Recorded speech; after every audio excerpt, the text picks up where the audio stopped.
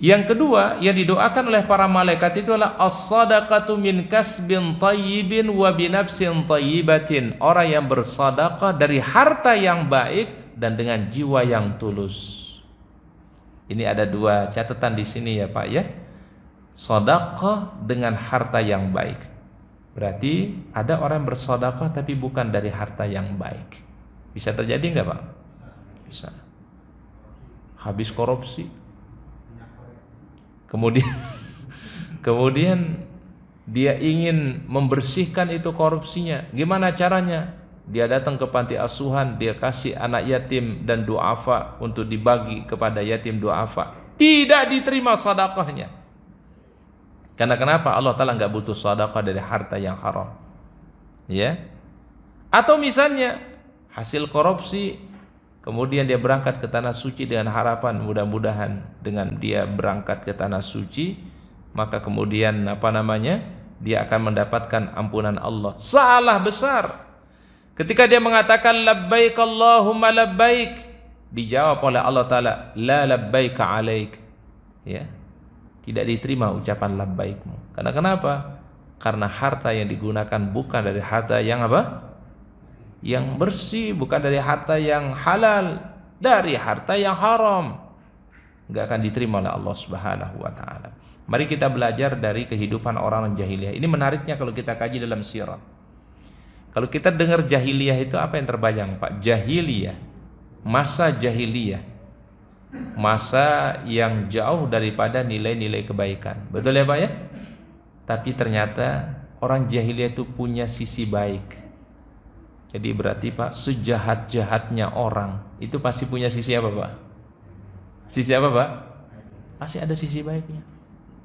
Jahiliyah itu punya sisi yang sangat buruk, tapi ternyata di balik sisi yang buruk yang begitu banyak itu ada sisi positifnya Pak.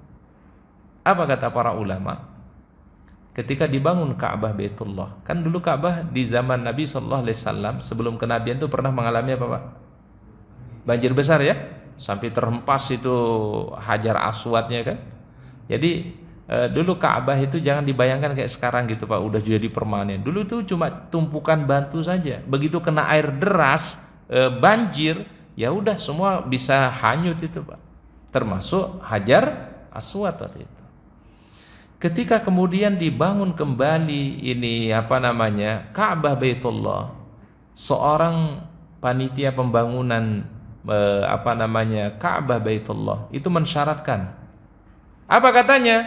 Pertama adalah siapa saja yang ingin bersedekah untuk pembangunan Ka'bah, pertama adalah harus dari harta yang halalan tayyiban. Itu syarat yang pertama.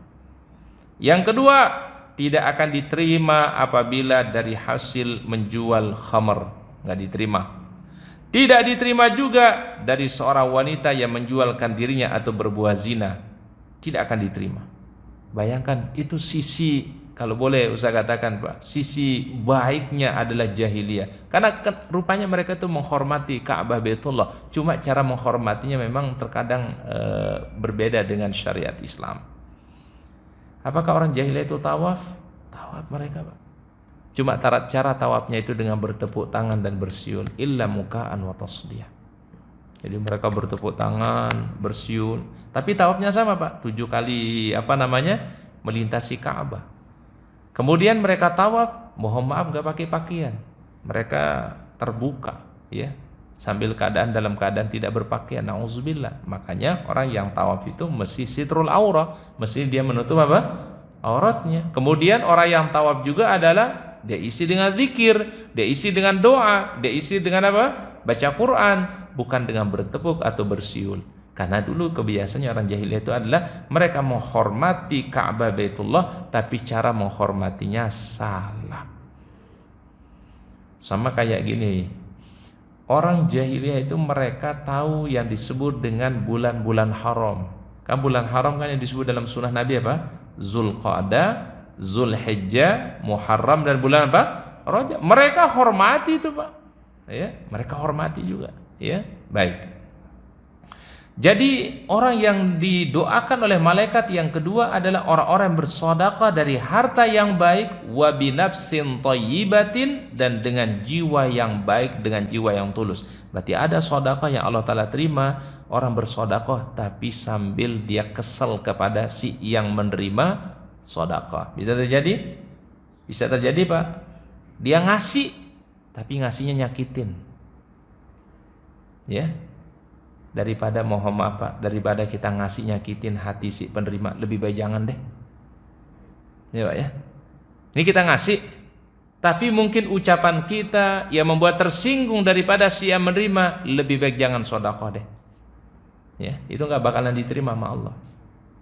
Ada dua hal yang ditolak sedekah itu firman Allah Ta'ala. Pertama adalah orang-orang yang bersedekah mannan. Mannan itu artinya adalah suka mengungkit-ungkit kembali kebaikan yang dia pernah tunaikan. Dulu kalau orang ini saya tidak bantu, dia tidak akan sukses. Padahal amalnya sebenarnya sudah ditulis oleh Allah Ta'ala sebagai amal yang mulia, tapi begitu dia ungkit kembali kebaikannya, maka itulah menjadi amalnya terhapus.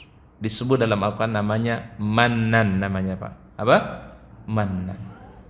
Yang kedua, sedekah yang ditolak itu oleh Allah Subhanahu wa taala, wala adan, dia ngasih sedekah tapi sembari menyakiti hati si ia menerima. Dia ngasih tapi dengan cara yang tidak baik mungkin, atau dengan cara yang kurang mulia, akhirnya orang yang menerima itu tersinggung. Maka itu disebut dengan wala adan. Ini tidak diterima sedekahnya. Sehingga sedekah itu memang besar pahalanya Pak, tetapi juga cara bersedekahnya harus juga kita ikuti aturan Al-Quran, ikuti aturan hadis Nabi SAW. Ya, sedekah amal bagus nggak? Amal yang bagus.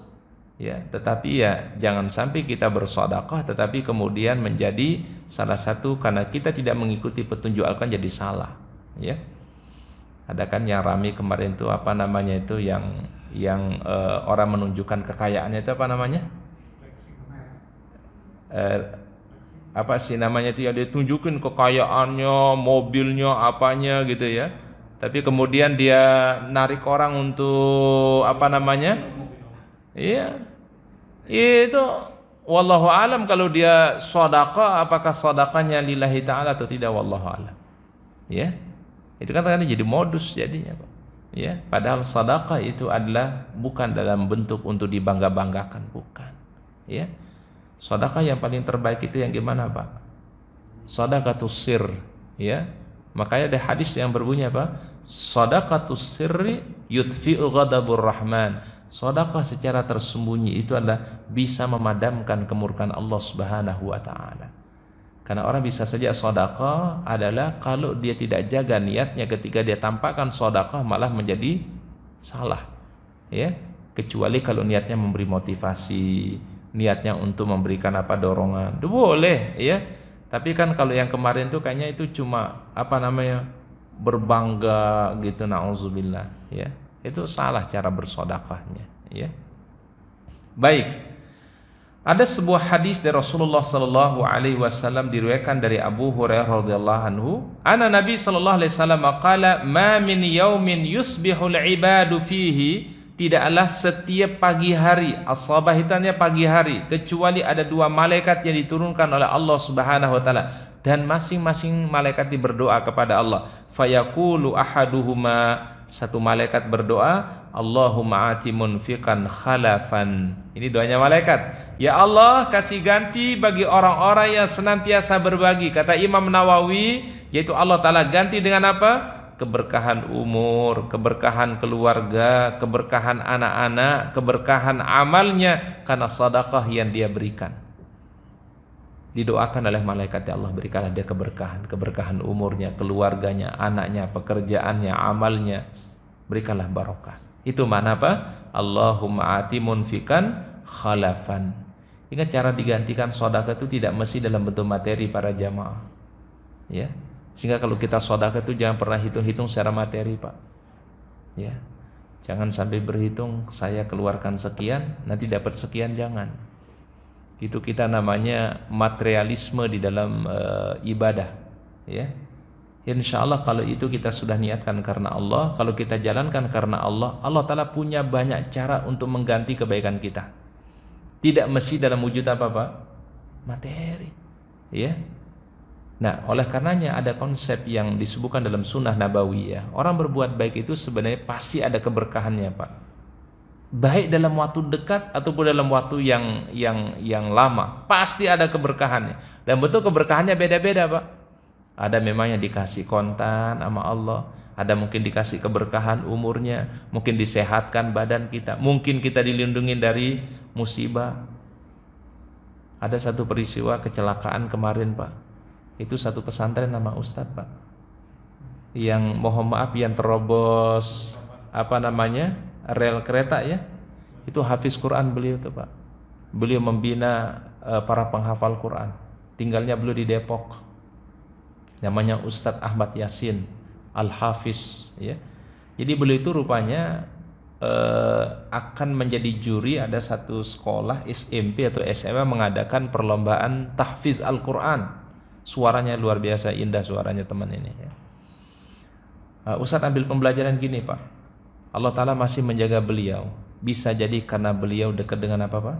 Quran. Itu kan sampai begitu udah mobilnya sudah sudah ringsek gitu, Pak. Beliau bisa keluar tuh dari dari kaca mobil depannya. Alhamdulillah Allah Ta'ala masih jaga, diselamatkan.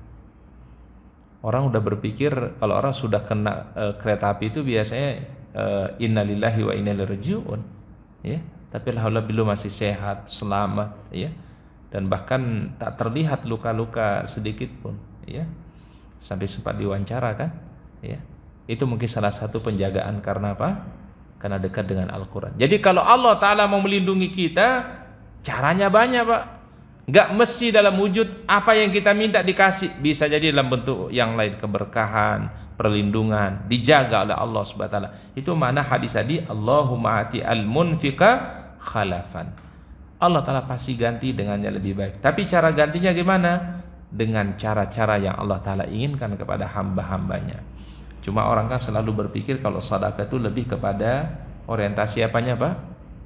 Materi. Nah, sehingga apa yang terjadi kalau dia bersedekah lalu tidak ada gantinya dalam bentuk materi, dia bilang apa? Wah, gak manjur nih sedekah. Ya, ini berarti ada hal yang diluruskan. Kita sedekah itu, Pak, insya Allah gak ada ceritanya orang sedekah itu jatuh miskin, gak ada. Cari, Pak. Ada gak ceritanya orang sedekah si A tiba-tiba jatuh miskin? Gak ada. Atau tiba-tiba si A itu mungkin hidupnya jadi susah? Insya Allah gak ada, Pak. Bahkan yang terjadi minimal kata para ulama salaf, setiap orang bersedekah Allah Ta'ala kasih kelapangan dalam hatinya. Dan itu suatu yang mujarab, Pak. Mujarab itu apa yang mujarab? Suatu yang ampuh, teruji tuh, ya. Bahkan mohon maaf non muslim saja ketika dia berbagi dikasih di dalam hatinya kebahagiaan oleh Allah Ta'ala. Apalagi orang beriman, Pak. Ya, karena minimal kata para ulama salaf, siapa saja yang berbuat baik pasti Allah Ta'ala kasih apa? As-sakinah di dalam hatinya, kebahagiaan, ketenangan dalam hatinya. Ya, apalagi orang beriman. Yang enggak beriman aja kalau dia berbuat baik, berbagi, pasti dikasih kebahagiaan oleh Allah. Ya, itulah mana hadis apa? Ma naqasa malun bi shadaqatin, tidak akan pernah ya berkurang harta apabila disedekahkan.